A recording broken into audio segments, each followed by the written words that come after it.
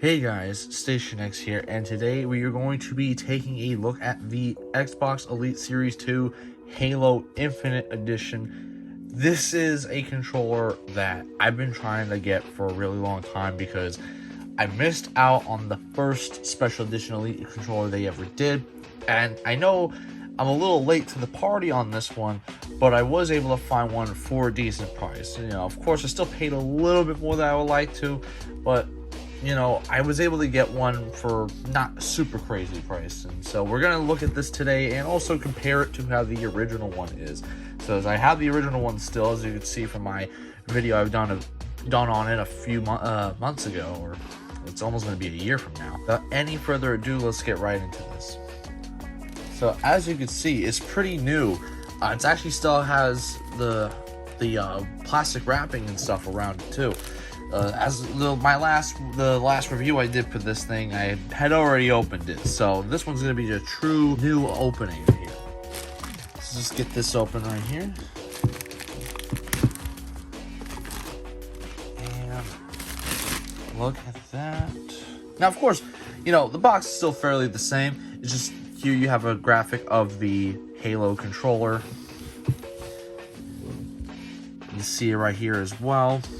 And of course, on the top of it, you get a few little design cues from Halo itself. But yeah, other than that, it's pretty much the exact same deal. Nothing too crazy or anything like that. You got the tape going on here. Take that off. I actually like what they do now with the tape here. They make it really easy. You don't even have to cut it. You just pull it open, which is my cup of tea right there. You have another one on the bottom. So now that we got the tape off, let's get this open. It's very nice and snug in there, so it takes a second to get out. Okay, there we go. So now that we got this open finally, now I gotta say, look at that bag. It's got the UNSC on it, or I should say case. It's got the UNSC on here, that nice little logo, and it's green to match the controller as compared to this. And I gotta say, I've always liked these travel cases that the Elite controllers come in. With this one in particular, as we've stated before, this one has a way of charge pass-through because this thing does have a rechargeable battery, and so you can use this like as a charging station for the controller. As you guys will know, the Series 2 is the only Xbox controller that uses like a rechargeable battery built into the controller. Like, it's not an accessory you have to buy or anything like that. Doesn't need batteries. So opening this up right here, wow. I mean, just look at that.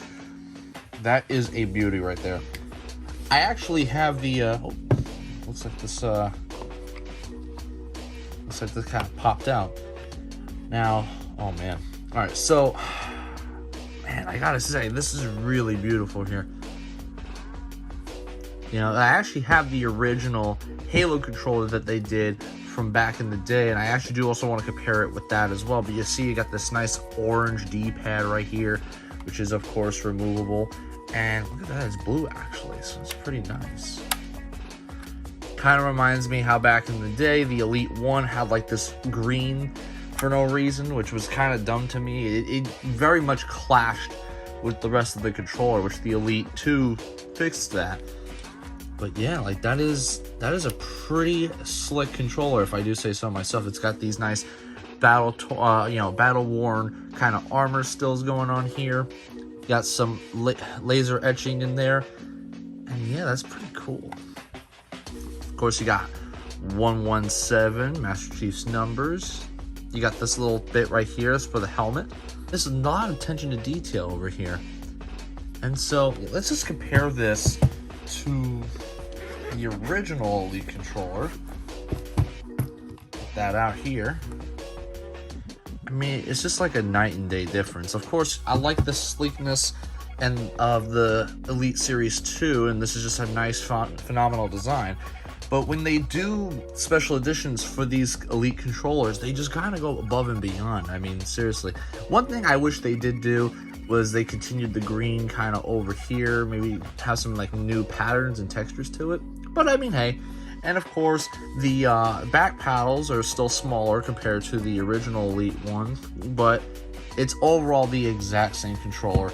And of course, you have the charging station right here, which is very lovely. I'm not going to remove that felt, but you know, you also have these nice thumb grips right here, you know, like the toggle sticks that they're removable. Got this thing right here that will adjust the tension of the sticks, and of course their D-pad matches with the circle D-pad right here.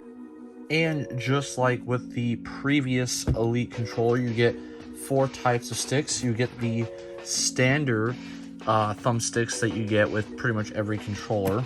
They can be removed to be replaced with either this dome-shaped thumbstick, or you can have this tall thumbstick right here, which is very similar to the one we had before, or this other type of, which I like to call the 360 style thumbstick, because this is about the same exact size as a Xbox 360 controller.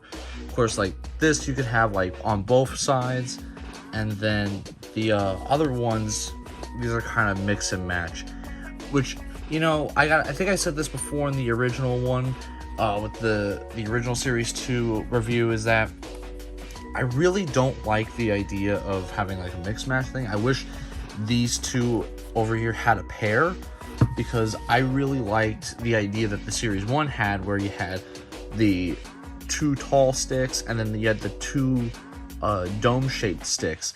And I really wish, something that, again, I probably said in the previous review, is I wish you could use the old thumbsticks on here as well. Like if you had Series 1 thumbsticks, I wish you'd be able to swap them as well.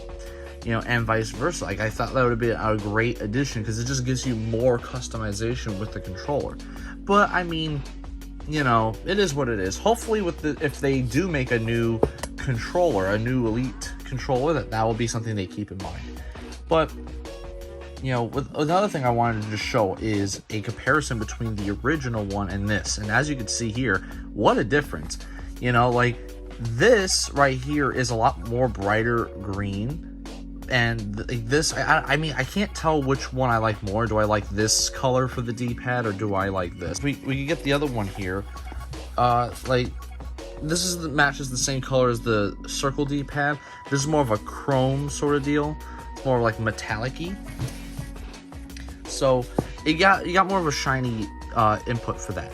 That, and you also have a nice matching triggers as well, which I really like the colors of these as well, matching the visor, which is something I kind of wish they did here. But you know, for what it's worth, I think this one is very nice. Now, do I think it has a lot more detail than the Elite Series 1? Probably not. Like, there was a lot, and I mean a lot, of hidden details with the Elite Series 1 for the Gears of War controller, but you know, at the end of the day, I mean, like, these are pretty nice controllers. So I mean, for someone who's a fan of Halo and you really are thinking of getting an Elite controller, it might be a little expensive to get it now, but if you find it at a retail store for the retail price, which is $200, right? If you're able to find one for that price, I would say go for it, especially if you're a really big fan of Halo and you like this kind of controller, because this is really good for first-person shooters. I mean, this will very much help with Halo, not just Halo, Call of Duty, Fortnite, Battle Royale games in general, PUBG, stuff like that. Like, I think shooter games is where this controller excels, but you could use this for other stuff too. And of course, also it has 3 levels for the trigger stoppers as well. So I just kind of skipped over some of the features that the Elite controller does, because we kind of already went over it. But you know, I mean, this also has a USB-C charge, which shouldn't be a surprise. I believe if I'm not mistaken, I believe the original Elite controller, like the Series 2, I believe that one actually had a USB-C. Yeah, so that's actually not new with the controller either, so that's pretty good. Yeah, my only wishes is that they kind of went a little bit more with the color on the grips and on the triggers, but other than that, I mean, I really can't complain with this controller. Oh, and something I may have just grazed over is that you can, as of course with the original Series 2, make different profiles. So while you're customizing this, you can set 3 different profiles to match for 3 different games. So if you want a Gears setup, you could do that. You could have a Halo setup and have it customized for that, and you can have like a Warzone setup and do that as well. So overall, this is a very versatile controller, and here's just one that's just nice and personalized. So if you're a really big fan of Halo, I mean, this is something that's really nice, especially if you have that Halo Series X console. I think that would be really nice to have matching with it. So that'll be it for my review of this today. I want you guys to tell me your opinion on it. Do you think this controller is worth it? Let me know in the comments below. I've been Station X, and I hope you guys have a wonderful day.